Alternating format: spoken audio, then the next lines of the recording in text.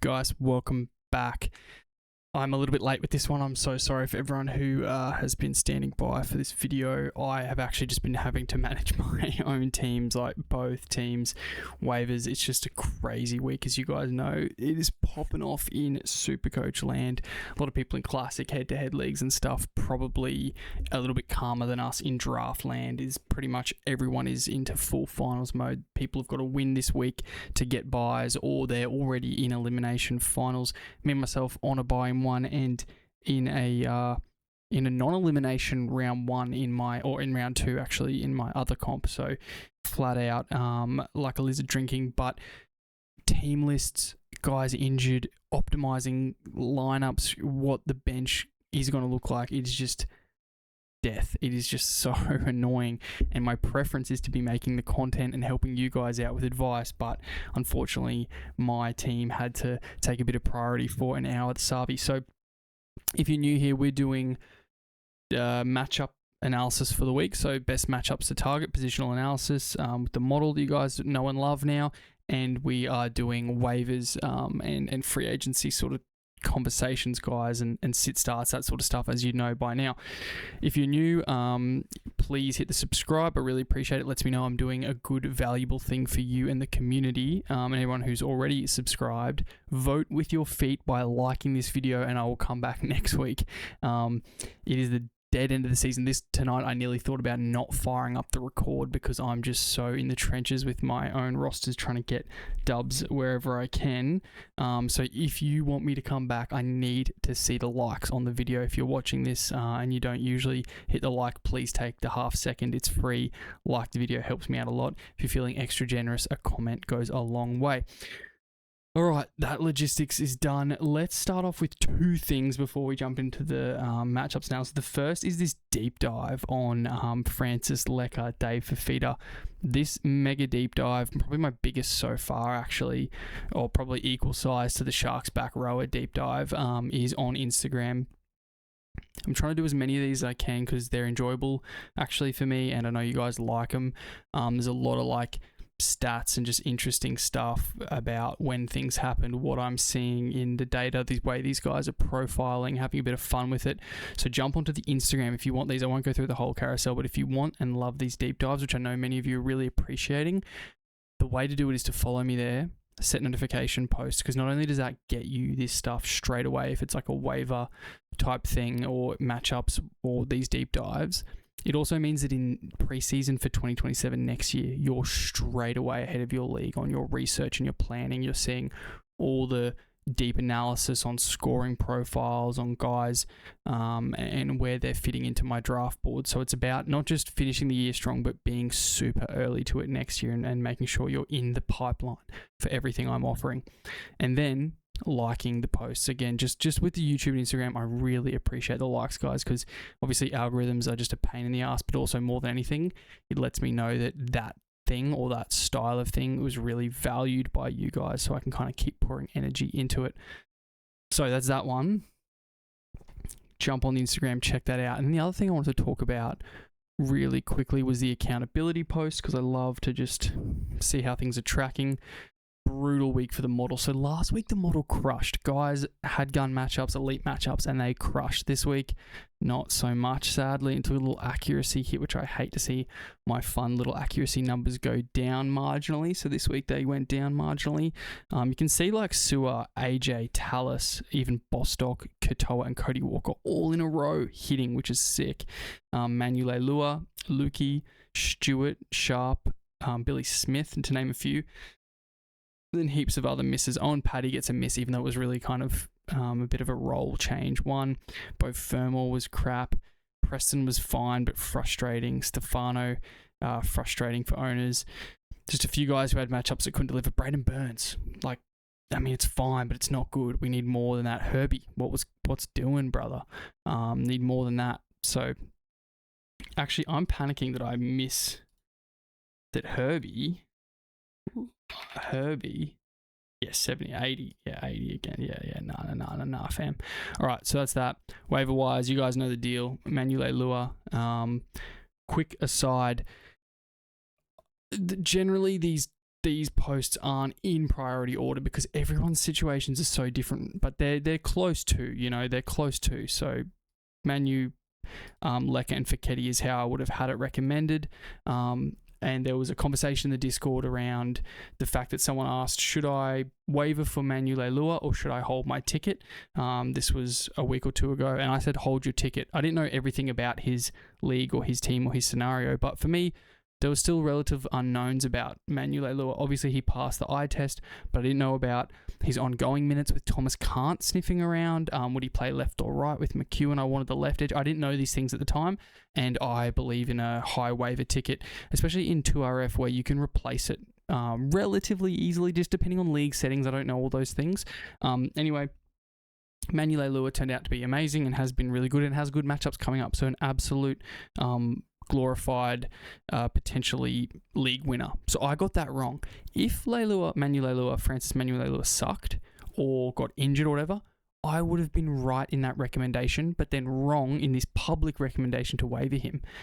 You can't look back in fantasy and be too punitive on someone's recommendations or advice. What you have to do is find, if you want to go to a creator or be in a community like ours, find the people in that community or gravitate towards people that you like their process. Their process aligns with you.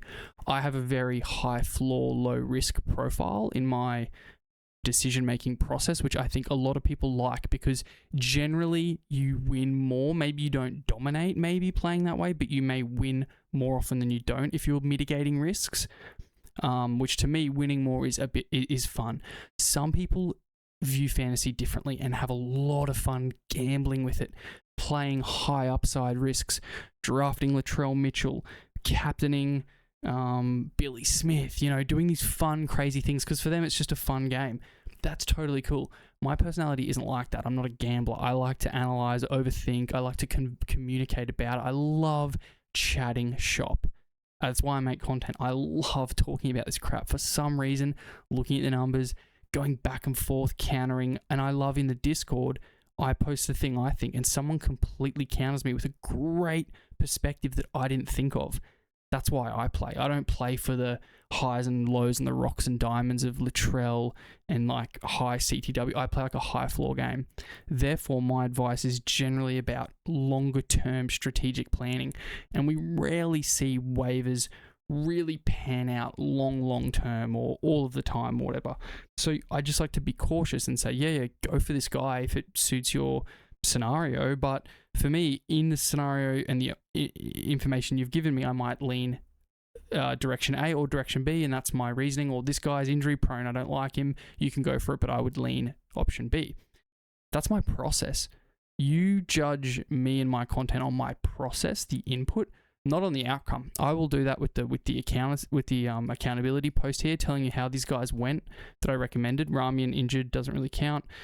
Campbell Graham didn't start, doesn't really count. Mo Fotuaika, he was poor, 48. That's a miss. Free agency preferred, deep league FRF option. Maybe someone was happy with the 48, their league so deep. I don't know. Like, I'll show you the accountability. I did a whole video last week being accountable. Who else has done that? No one, really, nearly, that I've ever seen. So it's like 50 minutes of me talking about hits and misses. You don't need to come back with receipts to your friends or people in the community because either they'll do it themselves or they understand, or you should understand that it's fantasy. And receipts are basically pointless. Like, it's like hindsight's perfect vision. Hindsight's 20/20. It's easy to go, that was wrong, that was right after. It's like, what the hell? Obviously, it's nice and it is fun to claim hits. I get that, especially if they're sleeper picks. But if they're like borderline scenarios and stuff like that, it's like, whatever, move on. Like, you take the advice or you leave it. It's a really important thing to think about and talk about. I've gone overboard on that topic because I'm passionate about it. As a creator, it's tough to kind of have people DMing you all the time, and people don't see this. I'm in my Discord answering as much as I can, generally speaking. The Discord's grown and there's a lot of personalities in there, so I can take a step back. But I'm on Substack answering stuff, Instagram DMs answering stuff, Twitter. I'm everywhere trying to help as many people as I can. And I get it wrong plenty of times, but I'm trying to share my thinking with them because that's the enjoyable thing, or go back and forth about it. For me, I ask for help too because one, I can't keep everything in my head, and two, I might miss something, and three, I love it. I love someone else's opinions. Just tonight, I messaged Griff, what do you reckon I'd do here? What do you think? And he shared some thoughts, and it was counter to what a lot of other people had told me. So now I've got some different things to juggle. Let's talk matchups though. So anyway, head over to the Instagram if you want to see those posts. Love all that. This week, round 24, there's a few names populating the gun matchups that I'm, skeptical of. So we'll chat about it. The main one being Keano Kini getting another gun matchup at fullback. He couldn't deliver last week. He hasn't sort of been that guy. This is a great case of a gun matchup that I wouldn't be super confident in trusting. Depending on your sit-start scenarios and that, maybe he's a start. I wouldn't be going out of my way to captain a guy like Keano against the Knights. The Knights have randomly just been so bad to fullbacks. So his sort of flaw and what he has done at points this season, plus just how bad the Knights have been to fullbacks, means he breaks through as the gun matchup. But anecdotally, and what I'm seeing from the Titans, I don't want to sit here and say this guy is the top of the pops, right? I just don't think I can do that, even though statistically he's coming through there. Alex Johnston, on the other hand, that's something that is interesting. Even though the Bulldogs are tough, dude keeps doing it. Like Cody Walker, if he's healthy, which he is, and there's such a talent inside of him in Tallis Duncan, the hands, the quality, the line break ability of Tallis Duncan, Johnston is a guy you start regardless of how intense or intimidating that opponent in the Dogs may be. Val Holmes, that's against the Tigers, man, fire him up 100%. Bostock, dude, he just doesn't have that ceiling, but go for it. Isaako, yeah, he's got that right wing side locked down as the gun matchup. It's pretty boring, and he has not really been able to deliver. So I would have no issues with people skipping a VC on him this week and kind of ignoring it. But having said that, they've got Manly, isn't it? Manly have not been great. I don't think I'd waste a VC on Isaako given some of the options, but as a pod VC, you could just back it and hope it's an explosion game for Isaako. I need to look at... Let's do something crazy right now. We're going to look at Jamayne Isaako, how he's scored since Bostock's been at right centre, okay? Because this is kind of pissing me off. He just hasn't been able to sort of... Well, he hasn't been elite with... No, he has been elite. Sorry, I'm trying to do two things. Let's just focus on what we're doing. We're doing Isaako. What happens when Jack Bostock is there? Bostock's only played at right centre, so that will be fine. Oh, it's not too bad. So Jamayne Isaako with Jack Bostock on the field, it's actually good. 81 average in 10 games. And Jamayne Isaako without Jack Bostock, 76 in 10 games. So yeah, that's not bad. I'll just do right center and double check. Yeah, 81. So yeah, it's not as bad as if you want to do that live. Just do that live. That's all right. Yeah, Terrell, Nico let everyone down, but I'm backing this one at Nico this weekend. It's at home. It should be sunny. The Raiders have thrown out a pretty weird team list, so I'm pretty confident in Nico. Personally, I'll be VCing rather than straight seeing him. Yeah, I'd want to get a cider and maybe play a bit of a floor game in a different direction to try and climb some ranks back in Classic. Hamish Stewart has just been balling, brother, against the Tigers. I hope he does more of the same. I'm unsure if he will, but he's been balling. How good for the young fella. Ola just got a mortgage on that right Toro spot like Isaako. These guys just haven't left those spots when healthy, and Ryan Couchman is now the king of the locks, as we know. And he keeps doing the damn thing there.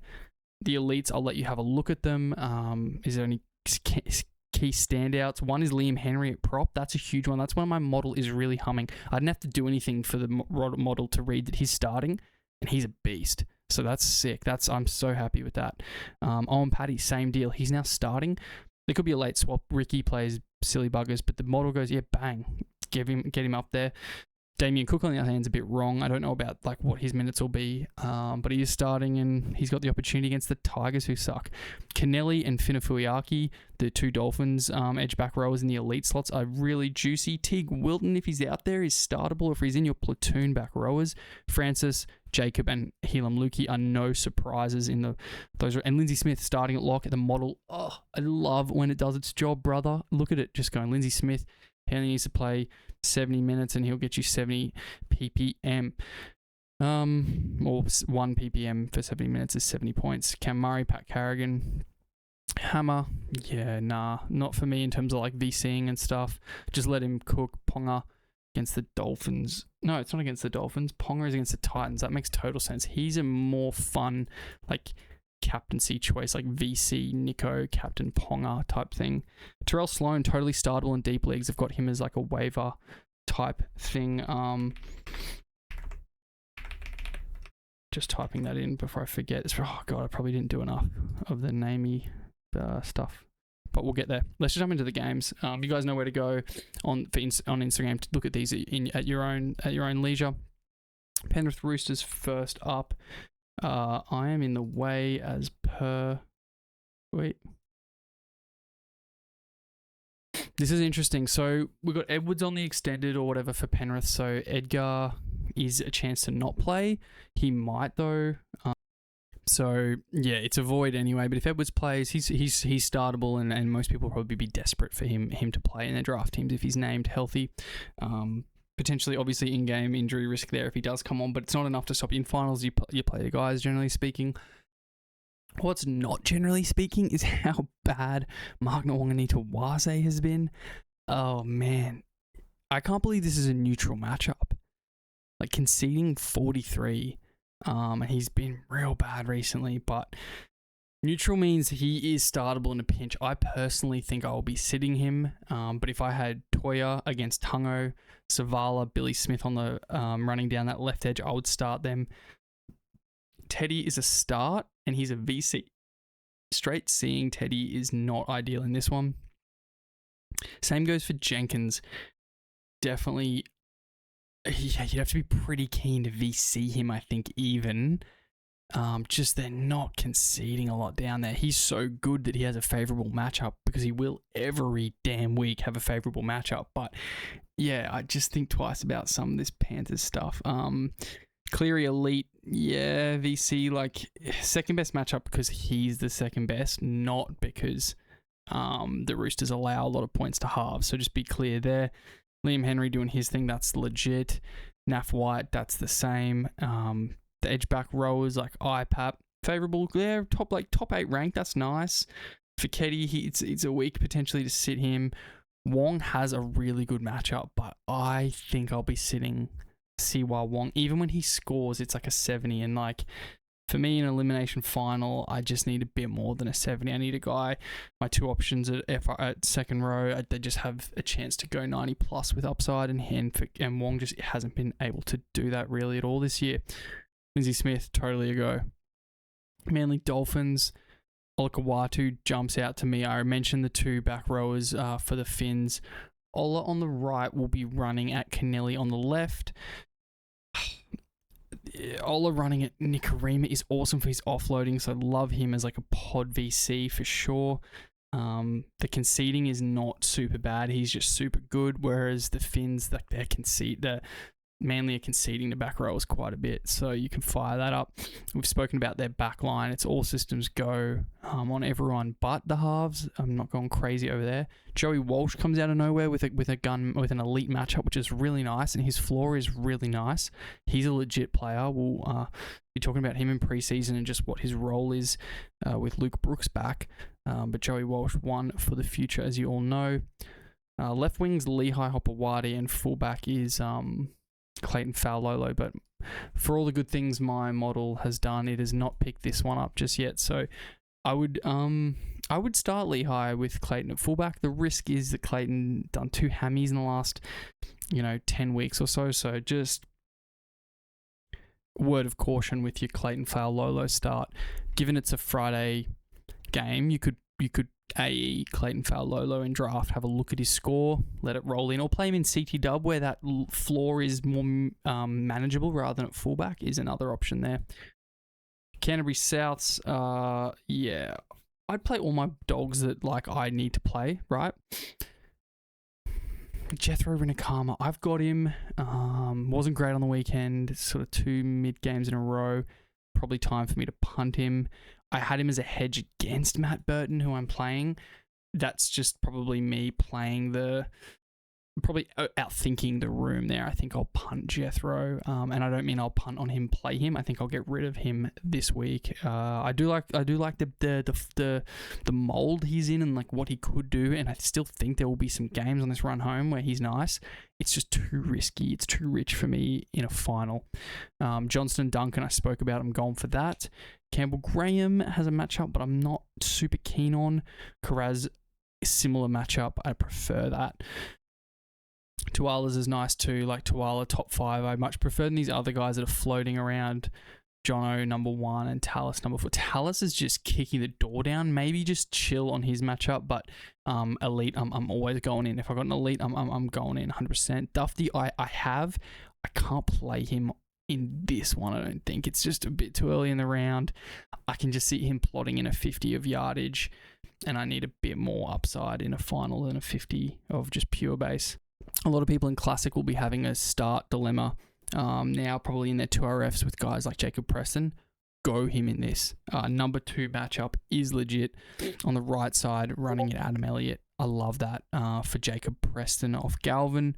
Fafita coming in with an 8th ranked matchup for his position. I like that if you got a sit start for Fafita. But playing on the right off Jaden Sullivan is not the same as Ashton Ward, and that would give me pause. Just depending on your depth there, it might be a week to sit David Fafita, even though he's kind of still passing the eye test in terms of his running.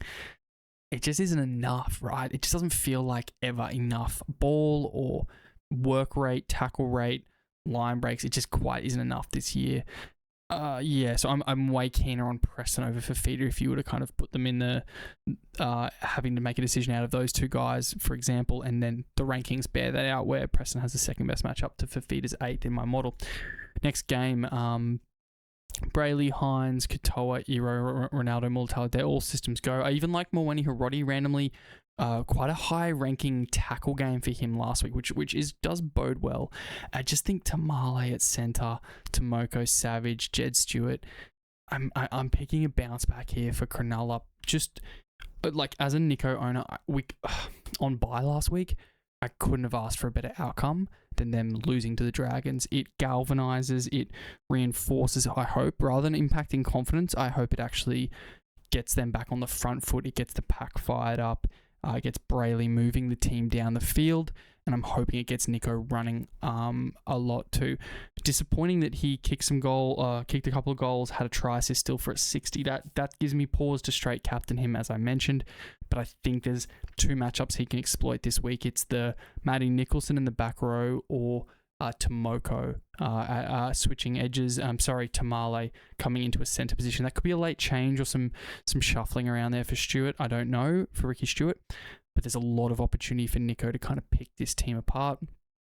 Playing at home, I think they'll be galvanised. They know their season isn't over or anything after that loss. They just have a point to prove, which I think is a good thing culturally. So I'm just being optimistic on that one.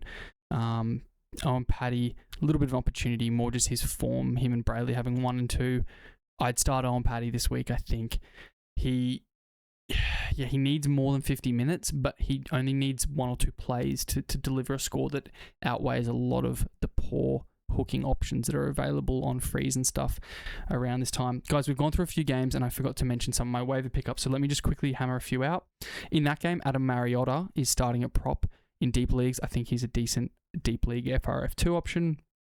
We did the Roosters Panthers. I forgot to mention Feketi is still a waiver, not owned in enough leagues.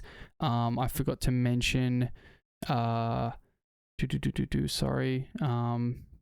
the Souths game, Jaden Sullivan can do a job for you. Halfback 5'8". I really think he can do a job for you if it's a really deep league. I don't love the matchup at all by any means, but in deep leagues, he can do a job and may go overlooked.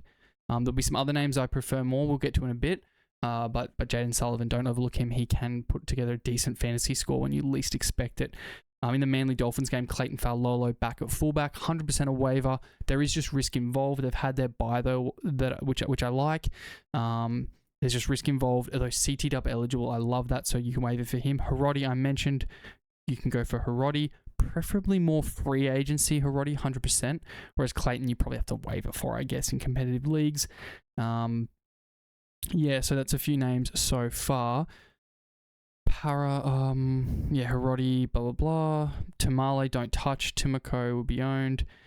Paddy, Mariota, Matty Nicholson. The boys in the Discord were saying that Ricky Stewart was giving raps to Joe Roddy, so they're expecting that he will come in and take minutes off Nicholson. So just don't overvalue Matty Nicholson, plus the buy-in 26 for Raiders, guys. Always needs to be mentioned when you're thinking about picking them up. Para, North Queensland. Fullback is not Josh Adokar. It is Apatwidal, so my model being naughty and not bringing the right names in.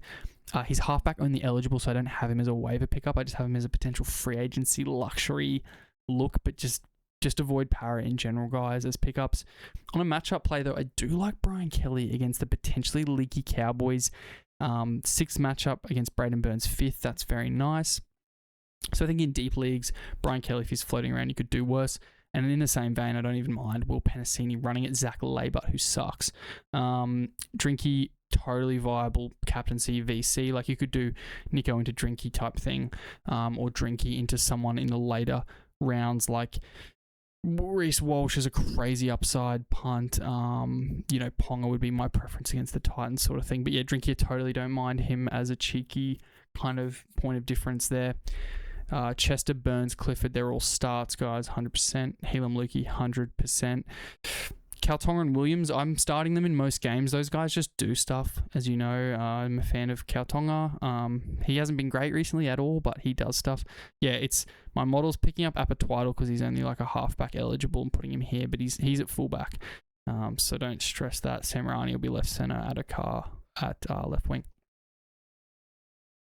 Just making sure I don't miss anyone for you in that game.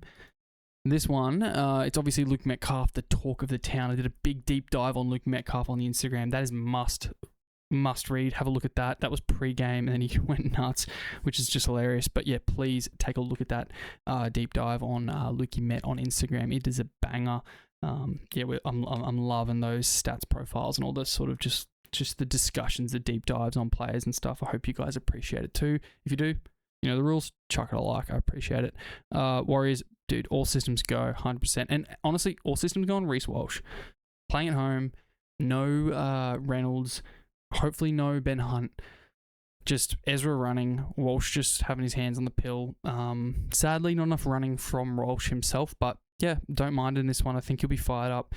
This is like a Halasima. My naughty freaking thing isn't pulling him in. But we know like a Halasima, if he's available, you can waiver him. He will be available. So do waiver him. I think until he's not playing left center. I did the deep dive on him. Go look at that. You'll kind of see what I'm getting at. The running and the tackle breaking is a great platform. A little bit of upside and bang. It's potentially matchup winning. So yeah, do like Lecca. I think that's a priority for people, as you know. Dallin in this one, amazing matchup. I personally will be starting Dallin. Pereira I will be as well. Luke Metcalf, obviously, and Chanel without the kicking. I don't love the floor is getting scary for Chanel, but I just think the way the Warriors are playing, they're just dominating the ruck and they're just unstoppable. And that means obviously like Laban and Clark even become viable, Kurt Capel. But there's so many mouths to feed, it makes it tough. Guys like Ali Leitao, they have a matchup. I can't sit here in good conscience and say start Ali Leitao unless you're in a deep league. You can. I just don't know. You just never know when him or the Pompies or the Labans will do something or not do something. So I'm less confident in recommending those kind of guys that come and go. Whereas Lecca, AKP and Dallin, I'm like, yep, let's just do it, fire it up. No worries. What other? Just making sure I haven't missed any like waivers. Oh, Billy Walters, yeah, Billy Walters in this. I think he's 5'8" hooker eligible. His minutes aren't super trustworthy or predictable, but the way he plays, dude, he just gets after it, and I think that's valuable. And in deep leagues, do it, man. I'd play Billy Walters over like a Phoenix Crossland. Only because Billy has more upside and Phoenix has a calf injury that he's returning from, and that can spark up. And I'd rather die on the Billy Walters thing than trot Crossland out there for a 40 or a 50 or potentially a 20 if that calf goes pop. So yeah, I don't mind Billy Walters. The other one is... What was I talking about? Oh yeah, Ezra Mam had a big game. The running is off its head. He's not going to score 3 tries and a half this week. And he might not do anything this week because the Warriors are really good. But dude, like if you're trotting out really low floor guys, you might as well play the guy that's running heaps, looks super aggro and can score tries. So just look at your 5'8", then just make that call. Waiver wise, I wouldn't go nuts on it, but like if it is your true weak link and your league situation is that everyone just waivers like crazy, then yeah, get in there. Maybe have a crack with Ezra Mam. Not super confident in it or anything, but like, dude, he can just score 90s and 100s and hit line break tries. Like, that's what he does. A lot of 5'8s don't do that. They do 2 try assists for a 60, like Chanel. Chanel's in the better team, so like, high floor, I would lean there. Not that he has a high floor, but that gives you a higher floor being in a better team. But I'd probably play Ezra Man at home. Just screw it. Like, they're just going to be playing footy. Him and Walsh, I don't mind at all. Next game, Newcastle, Gold Coast Titans. So Francis Manu'u-Leilua is nearly owned in Mike above my threshold for waiver recommendations, but he isn't. So therefore, huge waiver target. Number 1 for me, I think. Or actually, Metcalf's number 1, just given best pick available. But Francis is really close. The matchups are awesome. It's team need dependent. It's how you want to play. Yeah, they're close. It's Metcalf first, better team, goal kicking, blah, blah, blah. But Francis is awesome. He's benefiting from that. The attacking structure from halfway and beyond. Highly skilled, highly dynamic. I'll do a deep dive on him. Go look at that and it will confirm who you want to prioritize out of him and some of these other 2RFs if you're looking in that area. But otherwise, it's probably Metcalf just on halfback and that sort of ceiling stuff and the team and the way they're rolling and the goal kicking. But Francis is close by, but he's nearly owned above the threshold of 45%. So yeah, it's probably lights out soon for people. If you hesitate, probably miss out there. Obviously, all your Titans backline. Left center is AJ Brimson because Ilias is back. So there's that. But yeah, trying to sit as many Titans as possible. Keano Kini's matchup is off the charts, bro. He might shred from there. I don't know. I don't expect him to away, but bro, that is a crazy matchup for Keano Kini. We touched on it earlier. I hadn't looked at the number. Dude, yeah, Kini owners, this could be like your Hail Mary captain, VC someone early in the week, and if it's looking nasty or dire, just flick it on to Kini and just sit back. I don't often recommend this, but crack a beer, dude, and just go, whatever, I'm riding this thing, and you never know because that's crazy data. We'll see if that does anything. That'll be a fun one to watch in the accountability card next week. We mentioned Francis. We've mentioned pretty much everyone. Yeah, there's not a lot in this for me. Lastly, there is an opportunity here. Gutho can do a job at fullback. Not the best matchup, but this team, the Tigers, suck. And Terrell Sloan is eligible at fullback CT dub. I do think he's definitely a matchup play this week. They've been loving that left edge. It looks awesome. You know your rules with Dragons. Just go for it. And the same as the Tigers, man. The Dragons have been better, but they got their little win last week, up and about. Whether they back it up, who knows? The edges still kind of suck, like in terms of defense, the fringes. So I'm always recommending, like your good players in the Tigers, you go for it with like your Terrells and your Adam Deweys. The backline's absolutely cooked though. Twile, yeah, you can go for it. Samuela, you can go for it. I'm avoiding obviously fringe players in both teams that I don't have to play. One thing that stands out to me is someone like Setu 2.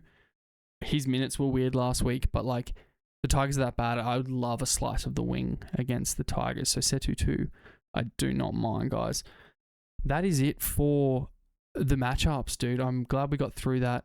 I probably missed a few like waiver kind of recommendations. As I said, been managing my own team, and waivers are quite specific to leagues and who's been dropped this week in that. I know we opened with quite a bit of a discussion, so I tried to speed things up. Apologies for that. But we're going to close with a little bit of a discussion, and that is the value of your waiver ticket and the strategy around that. Again, a little bit hard to kind of solo talk on this, but for me, this week I have the ability to waiver for a few players that could be upgrades in my team, but knowing how much I want to win this week, knowing the way I'm setting my team up this week, there's a high chance I will take an AE score and have to drop my bench. Therefore, the value of a player off the waivers, if it's beneath 15% of an upgrade, just broadly speaking, using a random value, I'd rather my waiver ticket than the 15% upgrade positionally, because I know I can drop someone good over the weekend and have the highest ticket in the finals current finals race in that competition to secure who I drop if they're of a certain caliber or a positional need.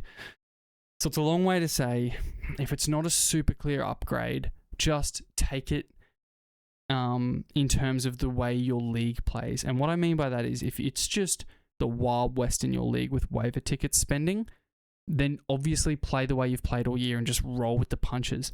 A great way to think about this time of year is that maybe that will pay off. Maybe that player is the go. If it's a no-brainer like Metcalf, Francis, Halasima in terms of the value is worth the ticket, that's different. I'm talking marginal stuff, like guys that you're like, is this guy a waiverable guy? Dude, great players get dropped this time of year, and if you fight through and have that priority and you secure them, it just helps you that next week. Now, balance that thinking with you should take it week to week in finals, because so much can happen. So there's just a lot of balancing in your mind to do, which is the fun. It's easy to be like, this is just, like for me, this is just chaos managing, but also this is why we play, this is why we prepare. So the strategy coming to the fore this week is kind of really refreshing and different, the intensity of it. So that's really fun. So just, be cautious with your waiver, but also similar to like the maybe thing is like, so much can happen. We saw Isaiah Yeo go down. Now Lindsay Smith, I forgot to mention him. I'm an idiot. Lindsay Smith and Liam Henry are waivers, 100%. I forgot to mention, I have not done my my prep as well as I should have, sorry. Because in my league they're owned, so I forgot to mention them. My bad, guys. I'll just double check their general ownership percentage while we're live. 70% Lindsay Smith, so he's not even going to be available. Henry might be different. 35%. So Liam Henry, I'd be all over Liam Henry. He's the best FRF waiver, not Adam Mariota. So anyway, like we saw Isaiah Yeo go down.